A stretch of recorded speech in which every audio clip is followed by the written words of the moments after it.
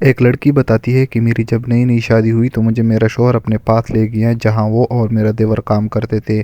شادی کے بعد میں جب وہاں گئی، وہاں میرا شوہر، میرا دیور اور ہم 3 لوگ تھے۔ ایک دن میں کچن میں کھانا بنا رہی تھی۔ یہ میرے شوہر اور دیور کے ڈیوٹی سے آنے کا وقت تھا۔ یہ وقت کوئی عصر سے مغرب کے درمیان کا تھا۔ میں نے اپنے شوہر اور دیور کے لیے کھانا تیار کر رہی تھی کہ اچانک کچن کے ساتھ موجود سیڑھیوں سے مجھے کسی کی موجودگی کا احساس ہوا۔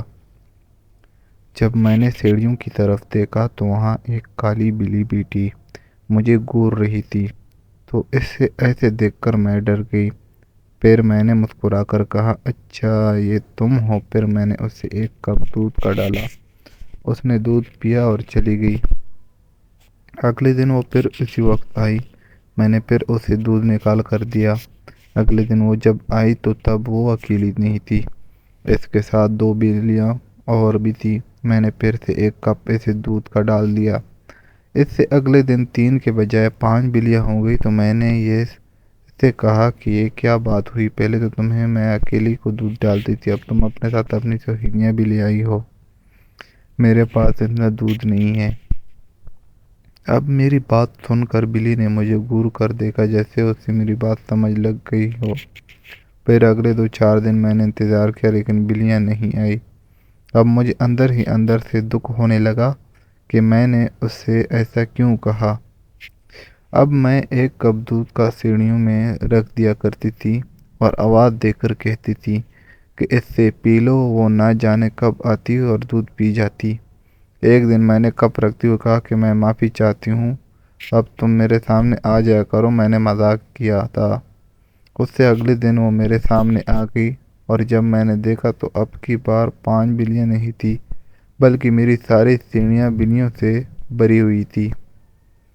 میں انہیں دیکھ کر یکدم سی ہو کر رہ گئی پر میں چپ رہی، کیونکہ وہ میرے کہنے پر ہی آئی تھی۔ میں نے اب کی بار ذرا ڈر کر ایک کپ کے بجائے 1 پاؤ دودھ ڈالا اور کہا کہ میں اس سے زیادہ اب دودھ نہیں دے سکتی۔ بلی میری بات سن لی، اور حیرت کی بات یہ ہے کہ وہ 1 پاؤ دودھ وہ ساری کی ساری بلیاں پی گئی، اور ان کا دورانیہ 5 سے 7 یا 10 منٹ کا تھا۔ ایسے ہی وقت گزرتا گیا، میں بلیوں کی عادی بنتی گئی۔ ایک دن میرے شوہر کی سالگرہ تھی۔ میری نند نے مجھے فون کیا اور کہا کہ ہم بھائی کی سالگرہ منائیں گے۔ ہم سب مان گئے۔ میرے سسرال والے سب اس دن میرے گھر آ رہے تھے، اور میرے اپنے امی ابو اور بہن بھائی بھی سب آ رہے تھے۔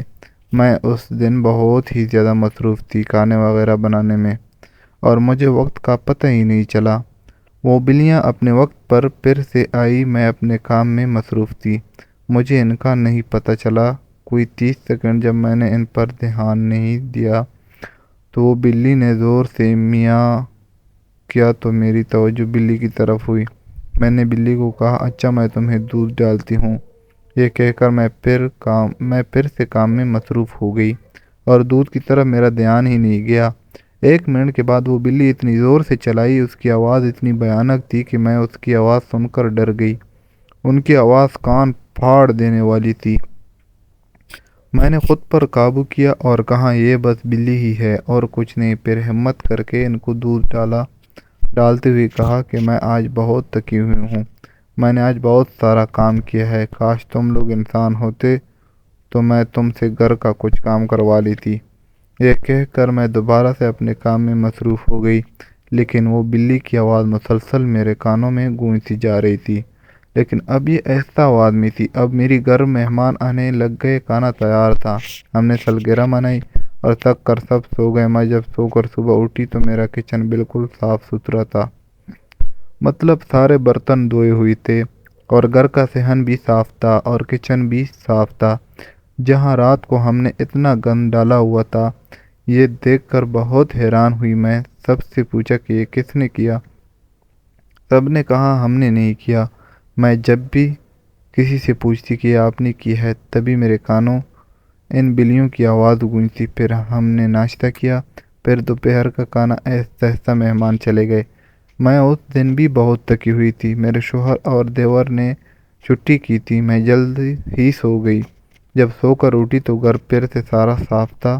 میں بہت حیران ہوئی۔ اب پھر سے میرے کان میں بلی کی آواز گونجی۔ اگلے دن عصر کے وقت جب وہ بلیاں آئیں تو میں نے انہیں بتایا کہ تم نے یہ سارا کام کیا تھا، تو اس نے ہاں میں سر ہلایا۔ مجھے بہت ہی زیادہ حیرانی ہوئی۔ میں نے کہا کیا تم مجھے سن سکتی ہو؟ اس نے پھر ہاں میں سر ہلایا۔ اب میں ان کو جان چکی تھی کہ یہ کون ہیں، یہ عام بلیاں نہیں ہیں۔ اب روز روز ان کی یہ کام کرنے کی طاقت بڑھتی گئی اور آہستہ آہستہ میں اندر ہی اندر سے ڈرتی گئی۔ اب مجھے ان بلیوں سے وحشت آنے لگ گئی تھی، لیکن میں بالکل خاموش تھی اور اس بلی کی آواز میرے کانوں میں گونجتی رہتی تھی۔